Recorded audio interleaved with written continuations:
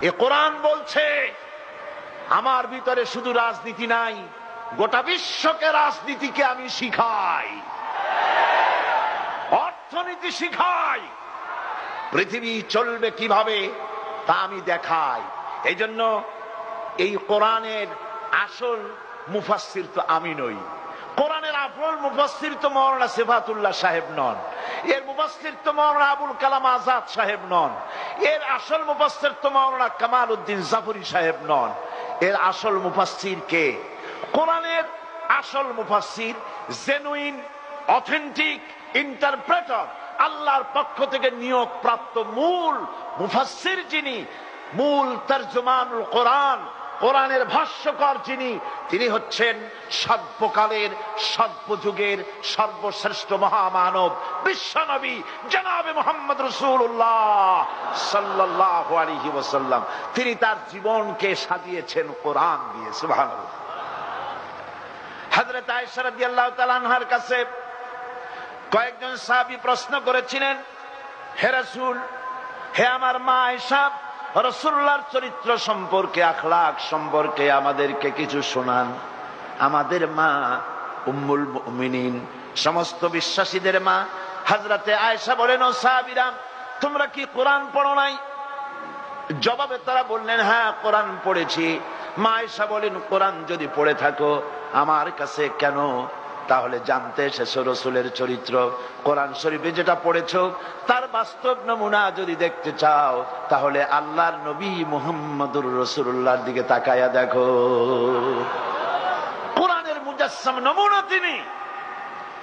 এই কোরআন হচ্ছে একটা থিওরি। কোরআন কি? থিওরি। মুহাম্মদ সাল্লাল্লাহু আলাইহি সাল্লাম হচ্ছেন কোরআনের প্র্যাকটিক্যাল, বাস্তব। থিওরি আর প্র্যাকটিক্যাল দুটি জিনিস কি এক? দুটি জিনিস এক।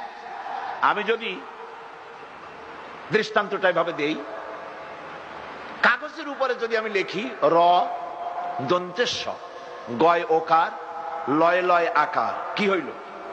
কি হইল? আপনারা সকলে এখন এটার উপরে চাটা শুরু করেন। মিষ্টি লাগবে? আপনারা বলবেন যে আপনি একটা ফাঁকি দিচ্ছেন, এ মিষ্টি লাগবে কেন? ওটা তো আপনি লিখছেন, এর মধ্যে দুধ নাই, চিনি নেই। ঠিক আছে, আমি লিখলাম দুধ, চিনি, দুধের ছানা, চিনির শিরা, এলাচি, সুগন্ধি, গোলাপ পানি, যা যা বানায়, যা দিয়ে বানানো হয় সবটা লিখে দিলাম, কাগজটারে গোল বানাই দিলাম। এখন চষেন, মিষ্টি লাগবে? লাগবে না, কারণ আপনি থিওরি চুষতেছেন। কি চুষতেছেন? থিওরি। এটাকে যদি আমি সত্যি দুধ কিনা ছানা বানাইয়া, চিনির শিরা বানাইয়া, যা যা লাগে সবকিছু দিয়া গোল বানাইয়া এইরকম একটা পিরিচে দিয়ে দিয়ে আর একটা চামচ দিয়ে দিই, আপনি কাটবেন, মুখে ঢুকাইবেন আর জন্মের মতো গিলবেন, তখন মজা লাগবে কিনা? এখন মজা লাগে কেন? প্র্যাকটিক্যাল খাচ্ছেন। কি খাচ্ছেন? প্র্যাকটিক্যাল খাচ্ছেন। বোতলের ভিতরে আছে মধু, উপরে কর্ক লাগানো, বোতলের বাইরে থেকে চাটা আরম্ভ করেন।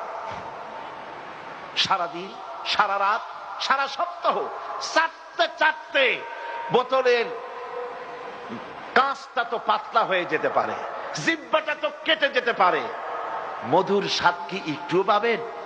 পাবেন না, যেহেতু কর্ক খোলেন নাই, মুখে দেন নাই। কোরআনে কারীমের আসল রং তো আমরা দেখি নাই। কোরআন পড়েছি, চুমা খেয়েছি, মাথায় লাগাইছি, বুকে লাগাইছি,